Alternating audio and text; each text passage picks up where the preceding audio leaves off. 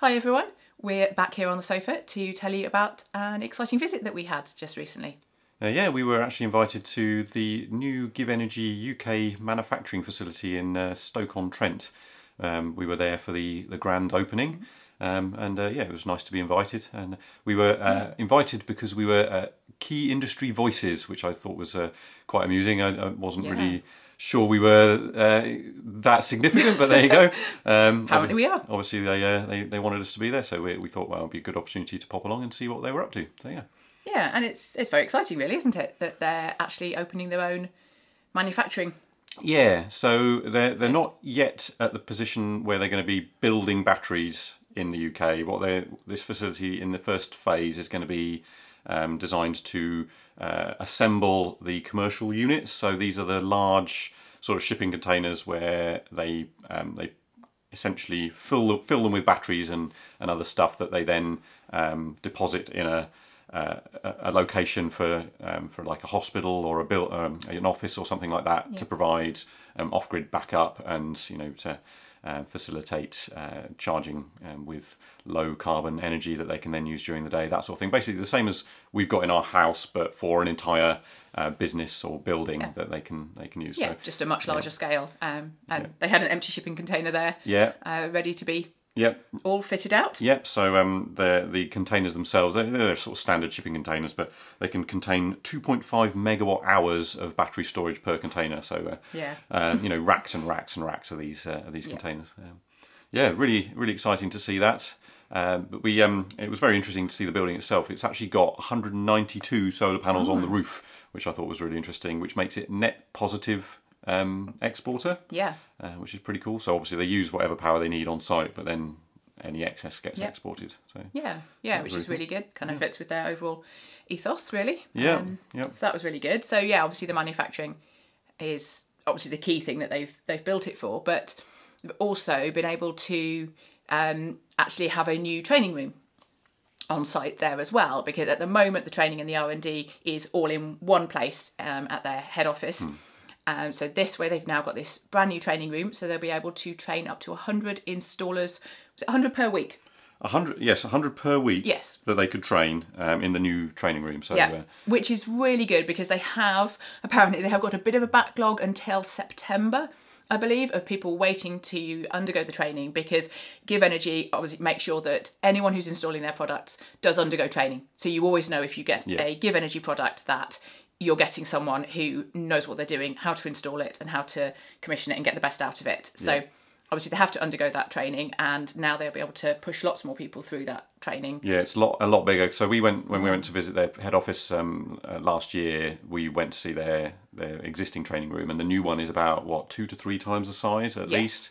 And just for that training. So now the old bit, which was training and R&D, will now just be R&D. Yeah, so they don't have to keep swapping in and out. Yeah, I think they were sort of stepping on each other's toes a little bit with wanting to do training, but also needing to do R&D. So now they can both do their own thing separately, which sounds like that looked really interesting. So we had a bit of a tour around. So they showed us all, the facility and the training room and all that other stuff. There were a bunch of speeches by various people, politicians and other, business people. But we were mostly there just to, have a nosy around and speak to some of the chaps. The other thing I was there for, I'll show you now. I was there for the cupcakes. See if I can show you the. Look at this.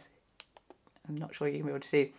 Little GivEnergy cupcakes. So I was just there for the cupcakes and the free food. We stole a couple of extra cupcakes on our way out, basically. We were told to take them. Yeah, there were a few left over, so they didn't go to waste. We'll just snaffle those. And then they took us out to a nice lunch, which was good. Nice little buffet lunch for everyone who'd gone to visit, which actually gave us an opportunity to speak to some other people. I bumped into some guys from Midsummer Wholesale. It was really nice to meet those guys.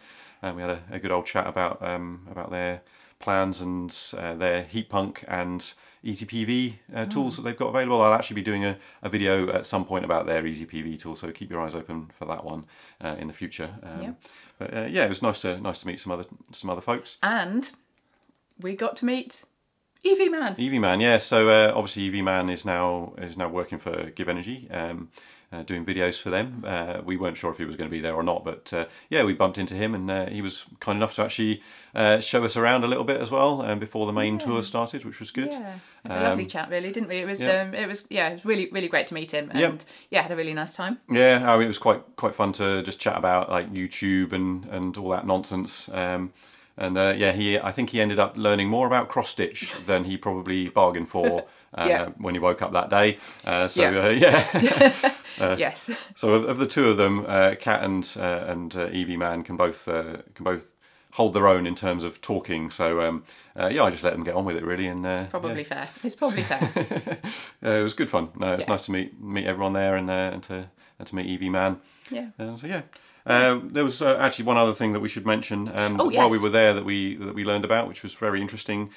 So Dave Roberts spoke a little bit. He's the managing director for the UK GivEnergy partnership, and he spoke about the upgrade scheme that they're working on now. So this I think was the first time most people were really hearing about this. Yeah, so actually, I mean, he can explain it better than us. So I'll put a little bit of video that I took whilst I was recording him talking about that, and we'll meet you back here shortly. We're actually just about to pilot as well a upgrade scheme. So early adopters of our product, let's say got a Gen 1 inverter 4 years ago. We had a lot at the show in London a couple of weeks ago saying, had it for 4 years, love it, but the new product's just so much better. So right, so going to work with those people to say, trade it in. So you get a discount off your original kit. We may need to recondition slightly, or we'll just allow an installer to reinstall. So somebody who is not able to afford the brand new state-of-the-art stuff can get the slightly old stuff, still save money, still save the planet, and again, avoid the kit that's coming out, going to landfill, can be reused. So yeah, thanks very much, Dave, for talking about that upgrade scheme. He also, at the same time, mentioned a reconditioned market that they're thinking of working on, whereby returns and other things that get sent back to them get spruced up, checked over. He said that 7 out of 10 of the returned pieces of hardware are actually fine. They're just they maybe have a little ding in the bodywork or something, so they'd sort of buff out the scratches and recondition the equipment and make that available for resale at a cheaper price and with obviously a shorter warranty. But yeah, that's a really interesting extra avenue that people could undertake if it's a good way for people to potentially who can't afford to buy a brand new full cost battery to get their hands on something that's still got a lot of good life left in it, but at a much cheaper price. So so there's probably going to be more news about that at some point. We won't speak any more about that. No, I think they're a little way off of that because they've got some other.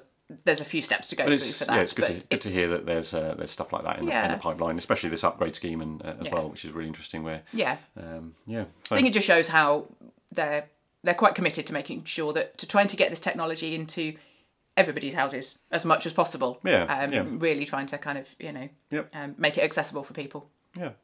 So overall, I think it was quite a fun day. We drove up there in the Fiat 500e and we made it all the way there, and then did a little bit of charge in a local charging stop, and then came all the way back again. Quick again, I've got to say. Quick stop, had a coffee while it charged. That was all nice and easy again. So, pretty pain-free journey all in all. It's a good couple of hours drive from where we are here in Gloucestershire up to Stoke-on-Trent. So being able to do that, well worth the trip. Really enjoyed it. Yep. So thanks very much for watching. We'll catch you in the next video, and see you soon. Bye.